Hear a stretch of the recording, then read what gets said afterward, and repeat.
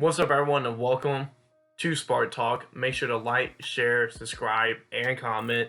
Today, we are going over the top 10 NBA players of the 2022-2023 season. This is going to be controversial, but it should be fun. To make it more objective, I will be doing a point system based on regular season performances of each player. Whoever comes away with the least amount of points will be the best player in the league. I'm counting where they rank in each category and adding their placement as a total. So the lowest number a player can get is 7 if they are ranked number 1 in each of the 7 categories. Tied stats are given equally to the highest ranking person. Last thing to note is if you miss between 25 to 30 games, you will get 3 points added to your total. And if you miss more than 30 games, you will get 5 points added to your total. This might get weird, and it definitely does. But I think this is a different way to look at the top players in the league and decipher who is actually the best. The first advanced metric I will be looking at is win shares. If you haven't heard of win shares before, a short definition is it is the estimate of the number of wins contributed by a player. You can pause the video if you want a more in-depth look at it according to Basketball Reference. The second advanced metric I will be looking at is win shares per 48 minutes. The only per 48 minute stat I will be looking at, and it's because Michael Jordan has the best per 48 win shares of all time. So I think it's a good stat to use alongside the total win share numbers. The league average is 100. So 0.100 is the league average of win shares per 48 minutes. It gives a projection of how they impact their team and winning. And I wanted a projection stat in here, and I think this works very well alongside the other statistics. The third advanced metric I will be using is player efficiency rating, or PER for short. It is a measure of per minute production, and the league average is 15. The fourth advanced metric I will use is the box plus minus. It is a box score estimate of points per 100 possessions a player contributed above a league average player translated to an average team. This is another good way of telling how valuable a player is to their team. Then we get out of the advanced metrics and get into the per game statistics. I will be using the big three: points per game, rebounds per game, and assists per game. I wanted a well-rounded way of per game stats and advanced metrics to show who is the best player of 2023. And definitely defense is included in the advanced statistics because usually advanced tells you a bit more on the defensive side than per game does. With all that explanation out of the way, let's get into the top 10 NBA players of the 2022-2023 season. The number 10 player in the NBA in 2023 is Shai Gilgeous-Alexander with 142 points. He had his best year as a pro without a doubt. He averaged 31.4 points a game, a career high, but however he went down a tad bit in rebounds and assists, putting up 5.5 assists a game and 4.8 rebounds per game. He was 4th in the NBA in scoring while ranking 85th in rebounds and 30th in assists. His total win shares and per 48 win shares jumped dramatically though. He went from 4.6 last year to 11.4 in total win shares this year, and his per 48 doubled from 0.113 to 0.226. He also made significant jumps in his player efficiency rating from 20.9 to 27.2, and box plus minus from 3.4 to 7.3. He ranked 4th in per 48 win shares and 5th in total win shares, and he ranked 7th in both box plus minus and player efficiency rating. Shai is the youngest on this list, and he definitely is one of the brightest spots on a very young Thunder team. The number 9 player in the NBA is Stephen Curry, and he had 139 points. He's the first NBA champion and first Finals MVP to appear on this list. He shot the second most field goals in a season for his career, and he was still super efficient at doing so. He had a great year individually. He went up in points by almost 4 points a game to 29.4, the third most in his career. He also put up 6.3 assists per game and had a career high with 6.1 rebounds. He would have ranked 7th in league points, 17th in assists, and 53rd in rebounds, but he missed 26 games for his team, and he didn't really pop up on any leaderboards because he missed so many games this year. His total win shares were down this year, but his per 48 were up. He still ranked 24th in total win shares with 7.8 and ranked 19th with per 48 with 0.192. His player efficiency rating went up a solid amount from 21.4 to 24.1, while his box plus minus went up almost to the 7.5. His player efficiency rating ranked 10th in the NBA, and his box plus minus ranked 6th. You could tell the Warriors missed him in his time that he was out. Only 2 wins, they would have been up to the 4 seed, and 5 wins, they would have gotten up to the 3 seed, and maybe they would have stood a little bit better chance at making another finals run. The number 8 player in the NBA is Damian Lillard. He had 133 points. He arguably had his best statistical season, while his team had the worst win total, with him starting majority of the games in that season. He had a career high in points per game with 32.2, while he had his second best rebounding season with 4.8 per game. He also had 7.3 assists per game. He finished 3rd in the NBA in points per game while finishing 10th in assists and 85th in rebounding. His win shares were the second worst of his career, playing 50 plus games with a 9, and his per 48 shares was one of the best with 0.205. His player efficiency rating was the second best of his career, a 26.7, and his box plus minus was the third best of his career with a 7.1. Dame finished 10th in total win shares and 8th in per 48 shares. His player efficiency was 8th best in the league, and his box plus minus was 9th. He had a great season individually, but the team around him needs to be a win now team, or he needs to get traded this offseason. The number 7 player in the NBA in 2023 is Jason Tatum. He came away with 127 points. Tatum had his best season yet. He finished 4th in the MVP voting and had statistical season highs in points, rebounds, and assists. He averaged 30.1 points a game, 8.8 rebounds, and 4.6 a game. He ranked 6th in the NBA in points per game, 23rd in rebounds, and 41 in assists. He even had career highs in the advanced metrics. His total win shares was 10.5, and his per 48 was 0.185.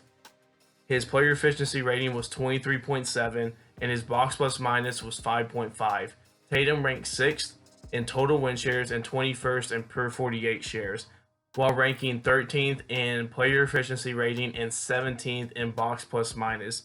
Tatum is probably a future MVP, and he's definitely the future of the Celtics. The question is if he's going to be able to get over that hump and get that banner 18 for Boston.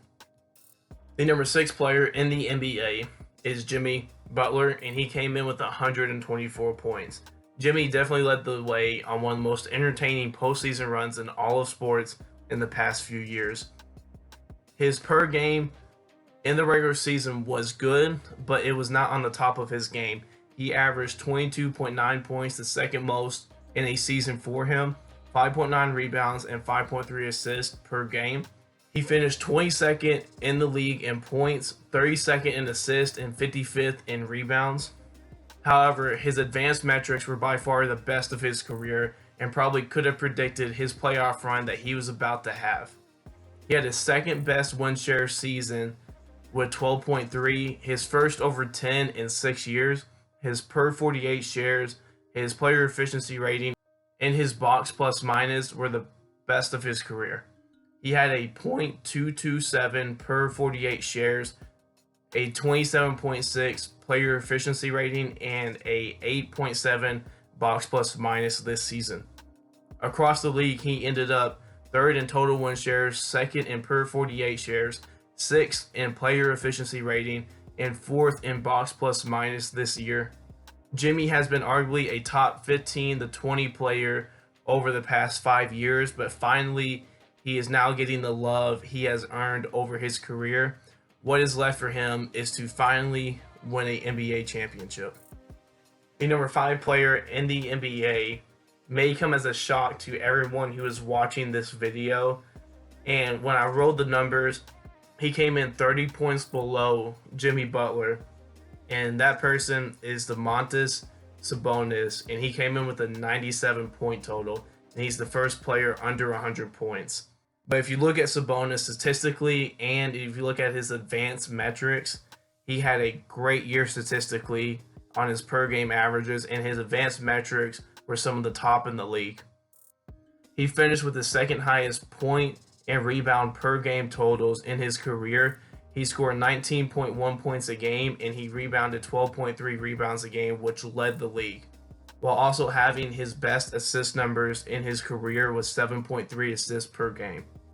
He ranked 48th in points across the NBA, first in rebounds, like I just said, and 10th in assists. And like I mentioned earlier, he dominated the advanced metrics, and they were by far the best of his career. He put up 12.6 total win shares, 0.221 per 48 win shares, 23.5 player efficiency rating, and 5.8 box plus minus. He was second in total win shares, 6th in per 48 win shares, 15th in player efficiency rating, and box plus minus. He's a guy that might not be as athletically gifted as some other athletes on this list and some other players on this list, but he is one of the main reasons the Kings ended their 16-year playoff drought, and he's one of the guys that they are building their franchise around alongside De'Aaron Fox. Number 4 on this list may come as a controversy, but it is the reigning MVP Joel Embiid, and he came in with 67 points, 30 below Domantas Sabonis, so there is a big jump from 5 to 4. Like I said, he is the reigning MVP, and he had a phenomenal year, arguably his best year as a pro. But being the MVP nowadays doesn't always mean you are the best player in the league. Embiid had career highs in points per game with 33.1, while also putting up 10.2 rebounds and tying a career high in assists with 4.2, which was third among centers in the NBA. He led the league for the second straight year in points per game, while also being 7th in rebounding and 49th in assists. The advanced metrics also backed up Joel's game. His win shares were 12.3 and his per 48 was 0.259. He had a player efficiency rating of 31.4 and a box plus minus of 9.2. He was third in total win shares and per 48 shares. His player efficiency rating and box plus minus both ranked second. There is a reason he is a top 10 player in the NBA, but he needs to make a conference finals and an NBA finals at some point in his career to be a top 2 guy in this league. He can't keep choking away his opportunities. The third best player in the NBA came in 1 point below Joel Embiid, and it is another MVP and Finals MVP, and that is Giannis Antetokounmpo. He is undoubtedly a top 10 player in the NBA while also being one of the most fun to watch as well. This year he even got better, putting up a career high in points with 31.1. He collected 11.8 boards and dished out 5.7 assists a game on top of that. Giannis was 5th in the NBA in scoring, 2nd in the NBA in rebounds, and 26th in assists.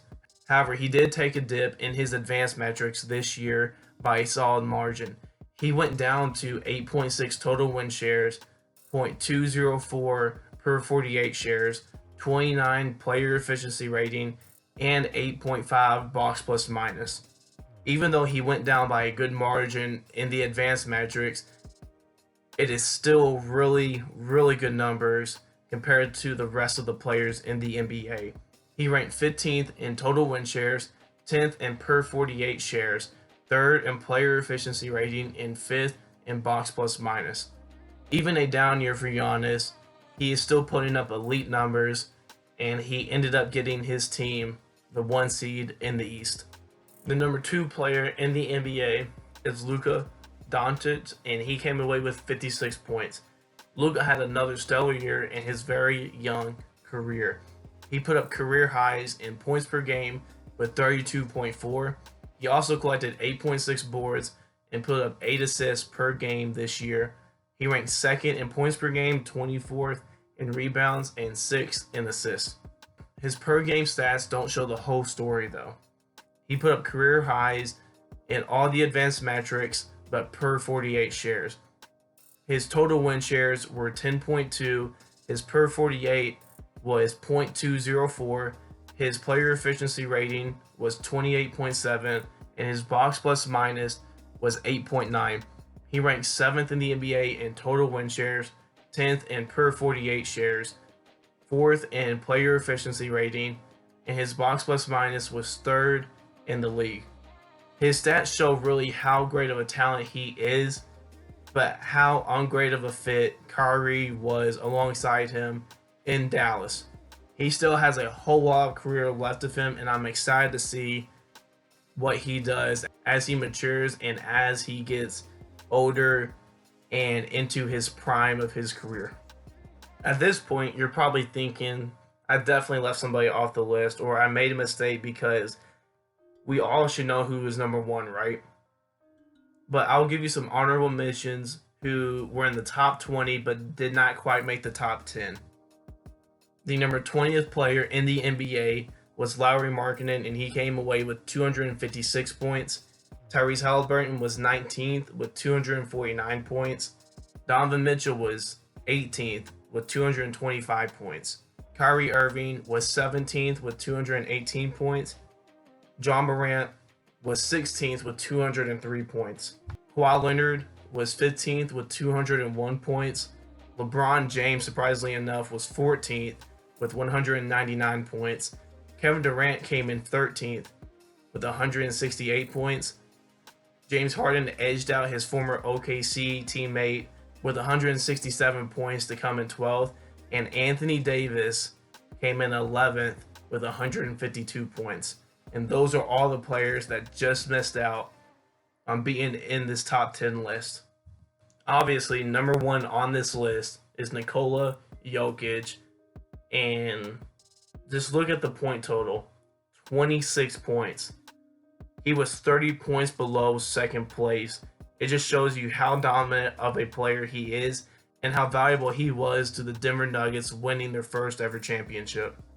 He put up 24.5 points per game while getting 11.8 rebounds, a second best in his career, and a career high in assists with 9.8. That put him in 17th in scoring, second in rebounding, and third in assists in the NBA. His advanced metrics are even crazier though. He put up 14.9 total win shares, a career best, 0.308 per 48 shares. His player efficiency rating was 31.5, and his box plus minus was 13. He led the league in all four of these categories. He is something we've never seen on the hardwood before. Just because he's not the flashiest doesn't mean he's not playing the game right. He is the best player in this league by a wide margin at the moment. Nikola Jokic is putting centers back on the map as franchise guys, something that really hasn't been relevant since the early 2000s, and now he's leading the way for the next generation and guys like Victor Wembanyama to take the league by storm.